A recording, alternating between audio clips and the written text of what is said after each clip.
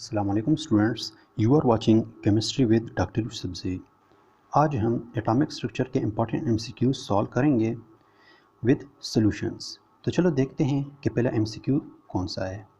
Which one of the following has the same number of electrons as an alpha particle. तो अब ये alpha particle है क्या और इसमें कितने नंबर्स ऑफ इलेक्ट्रॉन्स है। अगर आपको अल्फ़ा पार्टिकल का नहीं पता तो ये एमसीक्यू आप सॉल्व नहीं कर सकते। तो इसलिए आपको ये पता होना चाहिए कि अल्फ़ा पार्टिकल है क्या और उसमें नंबर ऑफ़ इलेक्ट्रॉन्स कितने हैं। तो स्टार्ट करते हैं हीलियम से। हीलियम में आपके पास कितने इलेक्ट्रॉन्स होते हैं? 2 इलेक्ट्रॉन्स। अगर दोनों के 2 इलेक्ट्रॉन्स हीलियम से रिमूव कर ले तो क्या बनेगा? Alpha particle. और अब इस पे कौन सा चार्ज होगा? +2। और इसमें कितने इलेक्ट्रॉन्स है आपके पास? 0। तो यहाँ पे इन ऑप्शन में देख ले कि कौन सा ऐसा ऑप्शन है जिसमें आपके पास इलेक्ट्रॉन्स 0 के इक्वल है, तो ही आपका करेक्ट आंसर होगा। तो यहाँ पे 3 ऑप्शंस दिए हुए हैं।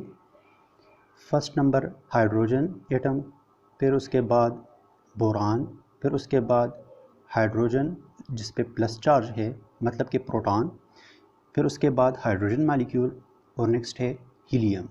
तो अगर देख ले इन 5 ऑप्शंस में से सी करेक्ट वन है।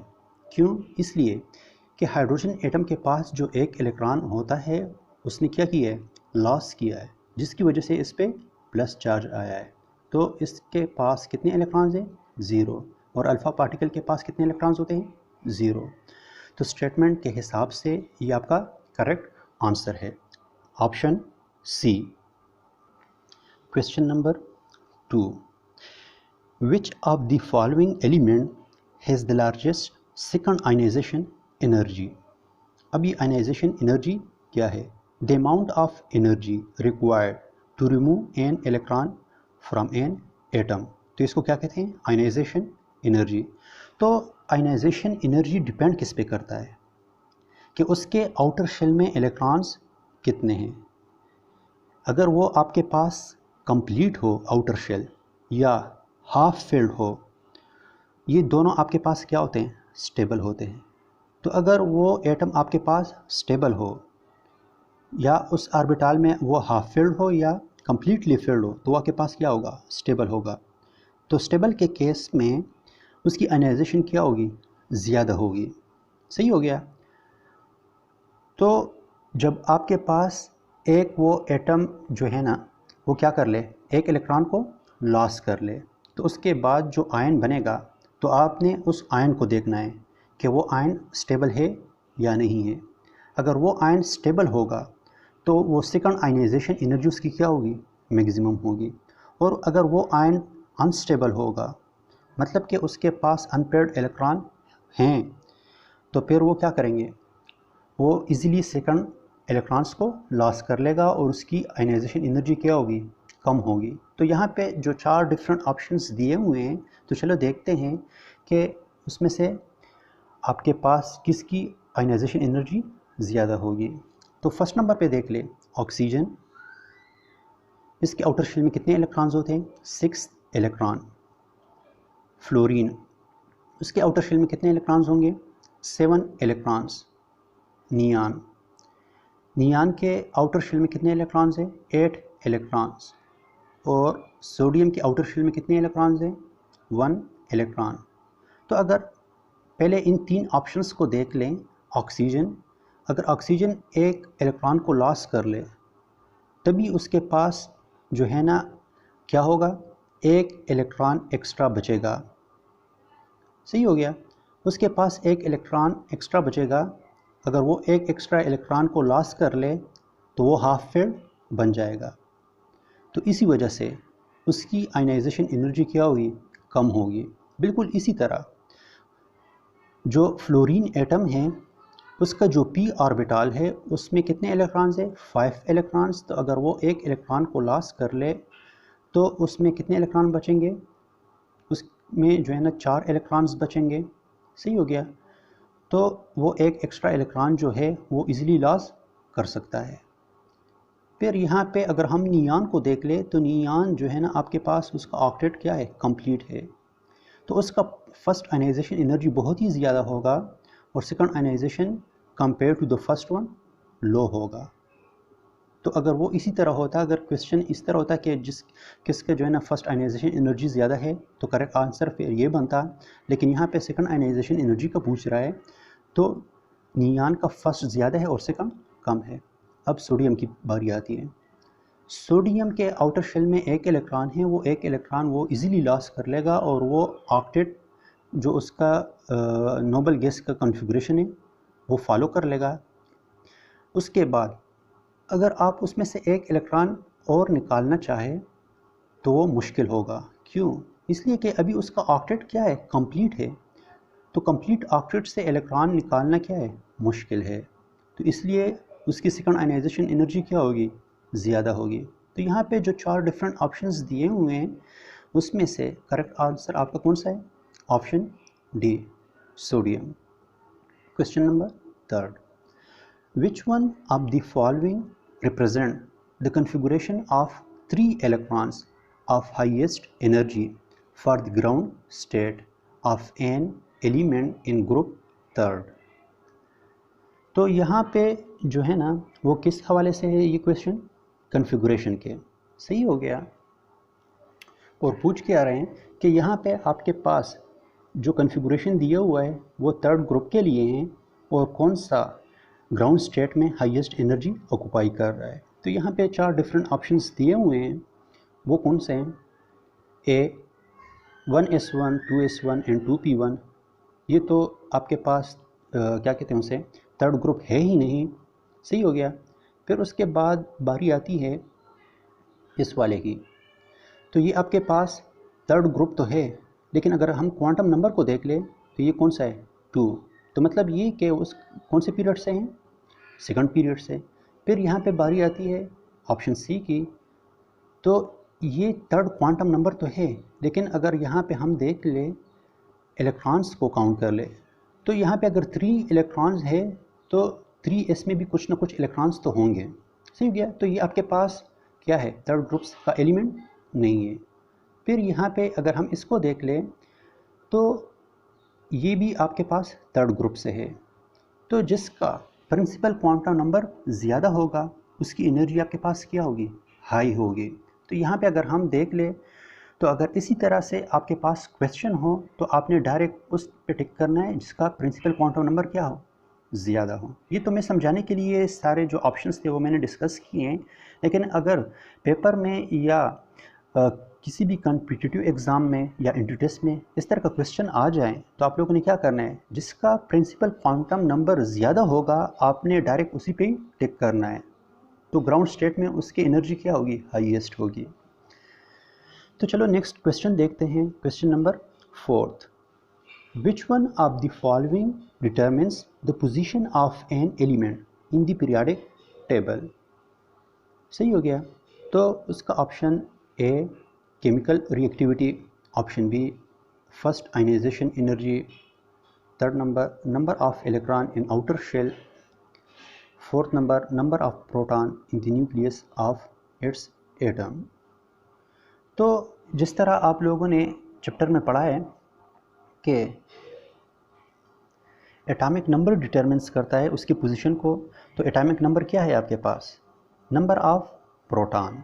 सही हो गया, या नंबर ऑफ इलेक्ट्रॉन्स। तो यहाँ पे तो इलेक्ट्रॉन्स का वो ऑप्शन नहीं है, तो इसलिए आपके पास यहाँ पे क्या है, नंबर ऑफ प्रोटॉन। सही हो गया। तो करेक्ट आंसर आपका कौन सा है, ऑप्शन डी। क्वेश्चन नंबर 5,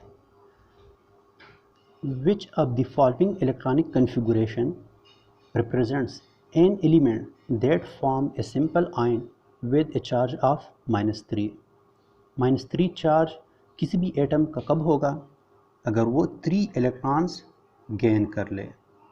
तो वो कौन सा ग्रुप है या वो कौन से ग्रुप का एलिमेंट है जो 3 इलेक्ट्रॉन एक्सेप्ट कर सकता है, फिफ्थ ग्रुप। फिफ्थ ग्रुप के आउटर शेल में 5 इलेक्ट्रॉन्स हैं, तो उसके ऑक्टेट को कंप्लीट करने के लिए कितने इलेक्ट्रॉन्स रिक्वायर्ड है, 3 इलेक्ट्रॉन्स। तो अगर वो फिफ्थ ग्रुप से बिलोंग करता हो तो वो तभी 3 इलेक्ट्रॉन को एक्सेप्ट करेगा और उस पर कौन सा चार्ज आएगा, -3। तो इस ऑप्शंस में देख ले, कि कौन से कॉन्फ़िगरेशन फिफ्थ ग्रुप के लिए है। सही हो गया।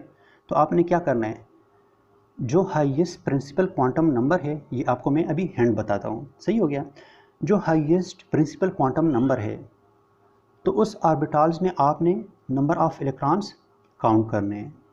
अगर वो नंबर ऑफ इलेक्ट्रॉन 5 के इक्वल हो गए तो मतलब कि वो फिफ्थ ग्रुप से बिलोंग करता है और वो आपके पास 3 इलेक्ट्रॉन एक्सेप्ट कर सकता है। तो यहाँ पे अगर हम ऑप्शन नंबर ए को देख ले तो इसमें आपके पास कितने इलेक्ट्रॉन्स हैं, 3 इलेक्ट्रॉन्स, तो ये थर्ड ग्रुप से है, ये रॉन्ग नंबर ऑप्शन है।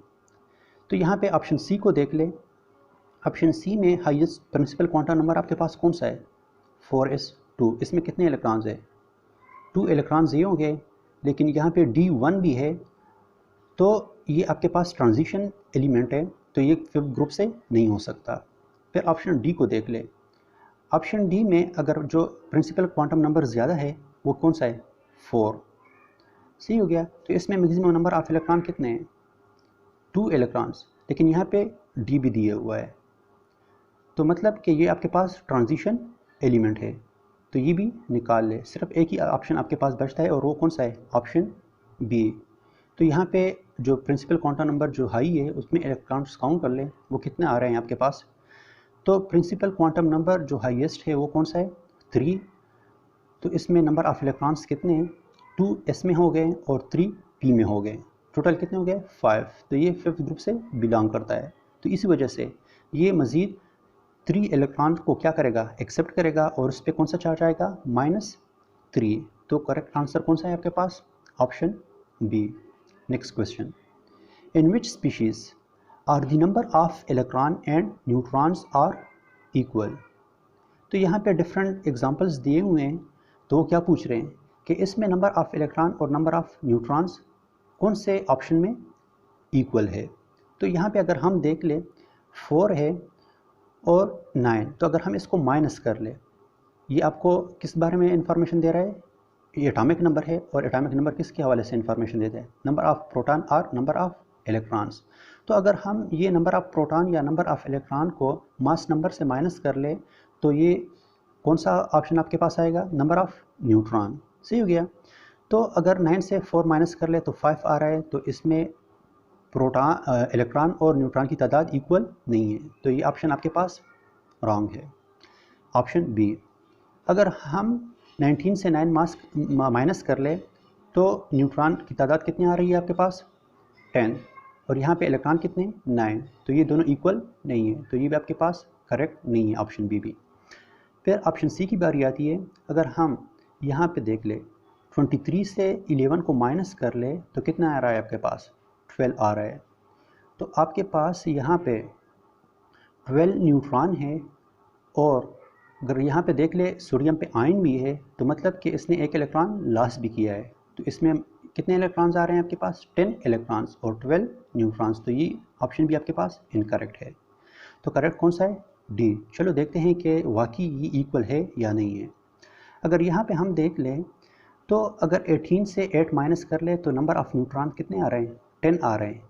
यहाँ पे आयन को देख ले, इसने कितने इलेक्ट्रॉन गेन किए, 2 इलेक्ट्रॉन इसने ऑलरेडी गेन किए हुए हैं, 8 इसमें है और 2 इलेक्ट्रॉन उसने गेन किए। तो अगर इसको सम अप कर ले तो कितने इलेक्ट्रॉन्स बन रहे हैं आपके पास, 10 इलेक्ट्रॉन्स। 8 इसके पास ऑलरेडी थे और 2 इसने क्या किए, गेन किए, तो टोटल कितने हो गए, 10। तो 10 न्यूट्रॉन है और 10 इलेक्ट्रॉन्स, तो करेक्ट आंसर कौन सा है आपके पास, option D. Question number 7, which particle would on gaining an electron have a half filled set of p orbitals. यहाँ पे 4 डिफरेंट ऑप्शंस दिए हुए हैं, तो पूछ रहे हैं कि इस ऑप्शन में से कौन सा करेक्ट है। अगर वो एक इलेक्ट्रॉन गेन कर ले तो उसका जो p ऑर्बिटल है वो हाफ फिल्ड हो जाएगा। तो ऑप्शंस क्या है यहाँ पे, C+N, सिलिकॉन माइनस और P+। तो अगर यहाँ पे C+ को देख ले तो C+ की इलेक्ट्रॉनिक कन्फिगुरेशन क्या है, ये उसके P में कितने इलेक्ट्रॉन्स है, 1 इलेक्ट्रॉन। पर अगर ये एक इलेक्ट्रॉन को गेन कर ले तो यहाँ पे क्या बन रहे हैं, P में 2 इलेक्ट्रॉन्स आ रहे हैं, तो ये हाफ फिल्ड नहीं है। फिर यहाँ पे नाइट्रोजन को देख ले, नाइट्रोजन यहाँ पे इस केस में हाफ फिल्ड तो है, लेकिन पूछ क्या रहे हैं, आफ्टर गेनिंग एन इलेक्ट्रॉन क्या वो हाफ फिल्ड होगा या नहीं होगा। तो अगर ये ऑलरेडी हाफ फिल्ड है और ये एक इलेक्ट्रॉन को गेन कर ले तो ये हाफ फील्ड नहीं होगा। तो नेक्स्ट ऑप्शन को देख ले। यहाँ पे अगर हम इसकी इलेक्ट्रॉनिक कन्फिगुरेशन को देख लें तो ये इनिशियली हाफ फील्ड है आपके पास, लेकिन अगर ये एक इलेक्ट्रॉन को गेन कर ले तो ये हाफ फील्ड नहीं रहेगा। उसमें कितने इलेक्ट्रॉन्स आ रहे हैं? 4th electron. फिर यहाँ पे फास्फोरस आयन को देख ले। फास्फोरस आयन जो है ना, उसके इनिशियली आयन के केस में उसका जो इलेक्ट्रॉनिक कन्फिगुरेशन है उसके p ऑर्बिटल में कितने इलेक्ट्रॉन्स आ रहे हैं? 2 इलेक्ट्रॉन्स। लेकिन अगर वो एक इलेक्ट्रॉन एक्स्ट्रा गेन कर ले तो वो क्या बनेगा आपके पास? Half filled. तो करेक्ट आंसर आपके पास कौन सा होना चाहिए? P+, ये आपका करेक्ट आंसर है। नेक्स्ट क्वेश्चन देख ले। Question number 8, which of the following ion contain an unpaired of electrons. तो यहाँ पे डिफरेंट 4 ऑप्शंस दिए हुए हैं, तो पूछ रहे हैं कि उसमें से कौन सा ऐसा आयन है कि उसमें अनपेयर्ड इलेक्ट्रॉन आपके पास अवेलेबल है। सही हो गया। तो आप लोगों ने इसको किस तरह करना है, यहाँ पे जो 4 डिफरेंट ऑप्शंस दिए हुए हैं तो आप उसका एटॉमिक नंबर देख लें। फिर जो ऑप्शंस यहाँ पे दिया हुआ है, फॉर एग्जांपल कैल्शियम का, तो अगर कैल्शियम को हम देख ले तो इसका एटॉमिक नंबर क्या है? 20। उसने 2 इलेक्ट्रॉन लॉस किए, तो इसका इलेक्ट्रॉनिक जो आपके पास न्यू नंबर ऑफ इलेक्ट्रॉन्स बनेगा वो कितने होंगे? उसमें 18 इलेक्ट्रॉन्स। तो 18 इलेक्ट्रॉन्स के लिए आपने इसका इलेक्ट्रॉनिक कन्फिगुरेशन ड्रा करना है। फिर नेक्स्ट ऑप्शन को देख ले, कॉपर +2 आयंस में, तो उसका जो एटॉमिक नंबर है वो 29 है। उसने 2 इलेक्ट्रॉन लॉस किए हैं, तो इस केस में नंबर ऑफ इलेक्ट्रॉन्स कितने होंगे? 27, इसलिए कि उसने 2 इलेक्ट्रॉन्स को क्या किए? लॉस किए। फिर यहाँ पे अगर पोटाशियम को देख ले तो ओरिजिनली उसका जो एटॉमिक नंबर है वो 19 है और उसने 1 इलेक्ट्रॉन को लॉस किया है, तो इसका एटॉमिक नंबर आपके पास क्या बनेगा अभी, या नंबर ऑफ इलेक्ट्रॉन्स क्या बनेंगे? 18। तो पोटाशियम आयन में नंबर ऑफ इलेक्ट्रॉन्स कितने? 18। तो इसके लिए आपने इलेक्ट्रॉनिक कन्फिगुरेशन ड्रा करना है। फिर नेक्स्ट जो है आपके पास टाइटेनियम, इसका एटॉमिक नंबर जो है वो 22 है, लेकिन इसने 4 इलेक्ट्रॉन्स को क्या किए? लॉस किए, तो उसके बाद इसका इलेक्ट्रॉनिक कन्फिगुरेशन क्या बनेगा? 18। सही हो गया। तो उसके लिए आपने इलेक्ट्रॉनिक कन्फिगुरेशन ड्रा करना है। फिर उसके बाद आप इजीली बता सकते हो कि उसमें कौन से ऑप्शन में आपके पास अनपेयर्ड इलेक्ट्रॉन बचते हैं। तो आपने वो डायग्राम और इलेक्ट्रॉनिक कन्फिगुरेशन से फाइंड आउट करना है कि वो कौन सा स्पीशी है जिसमें अनपेयर्ड इलेक्ट्रॉन्स अवेलेबल हैं। तो आप लोग खुद ड्रा कर ले। तो अभी मैंने ड्रा किया हुआ था, तो उसके लिए करेक्ट आंसर आपका कौन सा आ रहा था? कॉपर +2 में। तो ये इसमें आपके पास अनपेयर्ड इलेक्ट्रॉन्स हैं। What is the order of increasing energy of the listed orbitals in the atom of titanium. तो पहले आप लोगों ने क्या करना है, टाइटेनियम के लिए इलेक्ट्रॉनिक कन्फिगुरेशन ड्रा कर ले। इसका एटॉमिक नंबर आपके पास क्या है? 22। तो उसके लिए इलेक्ट्रॉनिक कन्फिगुरेशन ड्रा किससे करेंगे? आप वो डायग्राम से करेंगे। तो अगर हम इसकी इलेक्ट्रॉनिक कन्फिगुरेशन को देख ले तो यहाँ पे क्या आ रहा है आपके पास? 3p6 4s2 and 3d2। सही हो गया। अगर यहाँ पे इसका प्रिंसिपल क्वांटम नंबर को देख ले तो प्रिंसिपल क्वांटम नंबर यहाँ पे 4s2 का ज़्यादा है, तो ये आउटसाइड पे होगा, और जो 3d2 है ये इनसाइड होगा। लेट्स सपोज अगर टाइटेनियम कोई इलेक्ट्रॉन लॉस कर ले तो इलेक्ट्रॉन कहाँ से लॉस होगा? 4s2 से लॉस होगा, इसलिए कि ये आपके पास क्या है? आउटर शेल है, तो आउटर शेल को बाहर होना चाहिए। सही हो गया। तो करेक्ट आपके पास कौन सा होगा? 3p 3d and then 4s। तो ये ऑर्डर ऑफ देख ले, जो यहाँ पे 4 ऑप्शंस दिए हुए हैं किस में से ये प्रेजेंट है। तो अगर हम यहाँ पे देख ले ऑप्शन नंबर ए में, तो 3p 3d 4s यहाँ पे प्रेजेंट है, तो ये आपके पास करेक्ट ऑप्शन है। सही हो गया। Question number 10, which of the following formula represent a particle with the composition 1 proton 1 neutron and 2 electrons. यहाँ पे ऑप्शंस में अगर हम देख ले, डी दिया हुआ है और डी किसको रिप्रेजेंट कर रहा है? ड्यूट्रियम को, H2। सही हो गया। तो आपने क्या फाइंड आउट करना है? ये कंपोजिशन फाइंड आउट करना है। जो डिफरेंट एग्जांपल्स दिए हुए हैं 4, तो इसमें से आपने ये कंपोजिशन फाइंड आउट करना है जिसमें 1 प्रोटॉन हो, 1 न्यूट्रॉन हो और 2 इलेक्ट्रॉन्स हो। सही हो गया। तो पहले फाइंड आउट करते हैं डी के लिए, ड्यूट्रियम। इसमें कितने प्रोटॉन हैं? 1 प्रोटॉन, 1 न्यूट्रॉन, 1 इलेक्ट्रॉन। तो ये आपके पास इनकरेक्ट है। फिर ऑप्शन बी को देख लें। ऑप्शन बी में ड्यूट्रियम ने एक इलेक्ट्रॉन को क्या किया है? गेन किया है। आफ्टर गेनिंग ऑफ 1 इलेक्ट्रॉन्स, अगर हम ड्यूट्रियम की इस इलेक्ट्रॉनिक कन्फिगरेशन को देख ले तो कंपोजिशन को देख ले तो इसमें एक इलेक्ट्रॉन है, लेकिन इसने एक इलेक्ट्रॉन को क्या किया है? गेन किया है। तो इसमें कितने इलेक्ट्रॉन्स होंगे? अभी 2 इलेक्ट्रॉन। सही हो गया। तो 1 प्रोटॉन हो गया, 1 न्यूट्रॉन हो गया और 2 इलेक्ट्रॉन। तो करेक्ट आंसर आपको कौन सा है? बी, जो इस पे नेगेटिव चार्ज है। तो ऑप्शन बी आपके पास क्या है? करेक्ट आंसर है।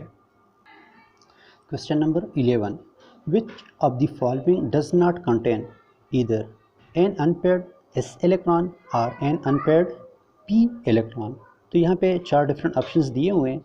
क्रोमियम, गैलियम, सल्फर पे माइनस चार्ज है, सल्फाइड है आपके पास, और स्कैंडियम। ये आपके पास क्या है? जर्मेनियम, जी जर्मेनियम। सही हो गया। तो ये 4 डिफरेंट ऑप्शंस दिए हुए हैं। तो इसका हिंट क्या है आपके पास? यहाँ पे जो क्रोमियम है इसका इलेक्ट्रॉनिक कन्फिगरेशन आप देख ले तो Ar3d5 4s1। तो इसमें अनपेयर्ड इलेक्ट्रॉन कौन कौन से है? डी में अनपेयर्ड इलेक्ट्रॉन है और एस में अनपेयर्ड इलेक्ट्रॉन है। फिर उसके बाद ये Ar आपको क्या बता रहा है?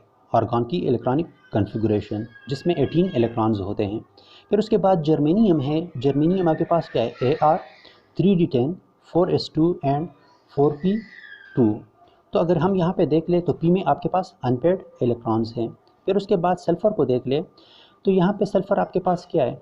अगर इसकी इलेक्ट्रॉनिक कन्फिगरेशन को देख ले तो इसके इलेक्ट्रॉनिक कन्फिगरेशन में क्या है? 3p5। तो पी में आपके पास अनपेयर्ड इलेक्ट्रॉन्स है। फिर उसके बाद स्कैंडियम को देख ले तो स्कैंडियम की इलेक्ट्रॉनिक कन्फिगरेशन क्या है आपके पास? 3d1 and 4s2। तो इसमें डी जो है ना आपके पास अनपेयर्ड इलेक्ट्रॉन है। तो क्वेश्चन में क्या पूछ रहे हैं कि जिसमें आपने वो ऑप्शन टिक करना है कि जिसमें एस अनपेयर्ड इलेक्ट्रॉन न हो और पी अनपेयर्ड इलेक्ट्रॉन न हो। तो वो कौन सा ऑप्शन है आपके पास? Option number scandium. स्कैंडियम कौन सा है? Option number D. इसमें न तो एस के अनपेयर्ड इलेक्ट्रॉन है और न पी के अनपेयर्ड इलेक्ट्रॉन है। इसमें कौन सा अनपेयर्ड इलेक्ट्रॉन है? डी के अनपेयर्ड इलेक्ट्रॉन है। सही हो गया। तो ये आपके पास करेक्ट आंसर है। Question number 12, which of the following ions contains 5 unpaired D electrons? सही हो गया। तो यहाँ पे 4 डिफरेंट ऑप्शंस दिए हुए हैं। तो आपने फाइंड आउट करना है कि वो कौन सा ऑप्शन है जिसमें डी इलेक्ट्रॉन्स अनपेयर्ड है। कितने? 5। सही हो गया। तो यहाँ पे क्रोमियम +3 में है, आयरन +3 में है, मैंगनीज़ आपके पास +3 में है और निकल आपके पास क्या है? +2 में। सही हो गया। तो जिस तरह हमने यहाँ पे ड्रा किया है क्वेश्चन नंबर 11 के लिए इलेक्ट्रॉनिक कन्फिगरेशन, एग्जैक्टली आप लोगों ने इसी तरह इस क्वेश्चन नंबर 12 के लिए भी इलेक्ट्रॉनिक कन्फिगरेशन क्या करना है? ड्रा करना है। तभी उसके बाद आप बता सकते हो कि वो कौन सा ऑप्शन है जिसमें 5 अनपेयर्ड इलेक्ट्रॉन हैं डी ऑर्बिटल में। तो यहाँ पे ऑप्शन नंबर बी करेक्ट है, Fe+3 आयन। सही हो गया। तो question number 13, which of the following particle would on losing an electron have a half filled set of p orbitals? तो यहाँ पे डिफरेंट ऑप्शंस दिए हुए हैं, C-, B नाइट्रोजन, इसी तरह C जो है ऑप्शन है आपके पास नाइट्रोजन माइनस आयन है इसके पास ऊपर, इसी तरह option D oxygen plus charge है इस पर। तो आप लोगों से क्या पूछ रहे हैं कि ऑन लूजिंग एन इलेक्ट्रॉन, एक इलेक्ट्रॉन को क्या कर रहा है? लूज़ कर रहा है। तो वो कौन सा ऑप्शन है कि इसमें क्या होगा आपके पास? हाफ फिल्ड पी ऑर्बिटल होगा। तो अगर हम यहाँ पे देख ले नाइट्रोजन का हाफ फिल्ड होता है। सही हो गया। नाइट्रोजन का कितना होता है? हाफ फिल्ड होता है। उसने एक इलेक्ट्रॉन को गेन किया तो उसमें कितने इलेक्ट्रॉन हो गए? पी में 4 इलेक्ट्रॉन। फिर जो है ना उसने उसी इलेक्ट्रॉन को दोबारा लॉस किया तो वो ये स्पीशी बन गया है नाइट्रोजन एटम। तो नाइट्रोजन एटम का आपके पास क्या था? पी हाफ फिल्ड था, तो वही आपके पास दोबारा बन गया। तो ऑप्शन आपके पास क्या है? सी। तो अगर हम यहाँ पे देख ले नाइट्रोजन आयन है, नाइट्रोजन ने एक इलेक्ट्रॉन को लॉस किया, नाइट्रोजन एटम बन गया। तो नाइट्रोजन एटम का इलेक्ट्रॉनिक कन्फिगरेशन आपके पास ये वाला है। तो इसमें क्या है? पी ऑर्बिटल हाफ फिल्ड है। तो करेक्ट आंसर आपके पास क्या है? Option number C question number 14, what kind of orbital must an electron with the principal quantum number of n is equal to 2? सही हो गया। अगर आप क्या कहते हैं उसे, आबो डाइग्राम को जहन में लाएं तो आप ये इजीली बता सकते हो कि जो आपके पास प्रिंसिपल क्वांटम नंबर है 2, तो वो एस के लिए भी है और पी के लिए भी है। इन दो ऑर्बिटल्स के लिए आपके पास प्रिंसिपल क्वांटम नंबर 2 के इक्वल है, लेकिन डी और एफ के लिए आपके पास प्रिंसिपल क्वांटम नंबर 2 के इक्वल नहीं है।